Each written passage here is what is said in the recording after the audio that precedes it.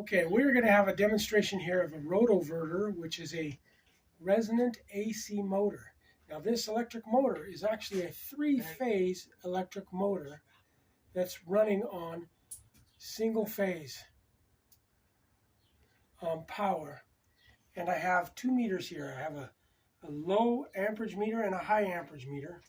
And first we're going to run it on the high amperage meter, and then when it gets to resonance, I'm going to switch it to run on this other meter, and you'll see that the amperage drops by almost 90%.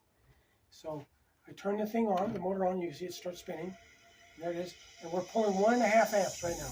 And there, now it's at resonance. Now it's pulling 0 amps, according to this meter, but that's not accurate. This is more accurate. I switch it to this meter, and we're pulling 250 milliamps.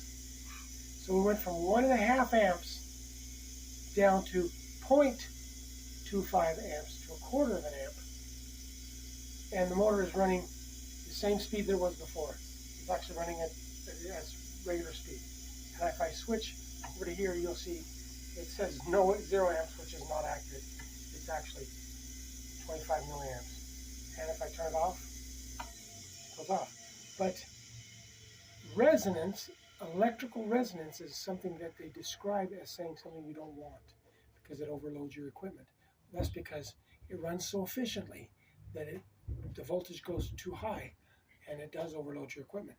But resonance is a really desirable feature in electrical systems because the impedance, which is the same thing as resistance to electricity, goes to almost 0 at resonance. And that motor runs at resonance. That's why it goes down to almost 0, which is really cool. And this was developed by a guy named Hector Torres. And he gave it away free to the world, so it's free for anybody that wants it. And the trick is this little capacitor right here. Ooh, geez. Sorry. This capacitor is a 7.5 microfarad capacitor, and I tuned it a couple of times with lots of different capacitors until I got the right one to get at resonance. And that's what this motor wants to run at, is at resonance with that capacitor. And it's running at single phase power, even though it's a three-phase motor. Very interesting. It is very interesting. I've done this hundreds of times with everything from 7.5 horsepower motor down to this is a 3rd horsepower motor. I've done 2 horsepower motors. I have a big 2 horsepower motor right there.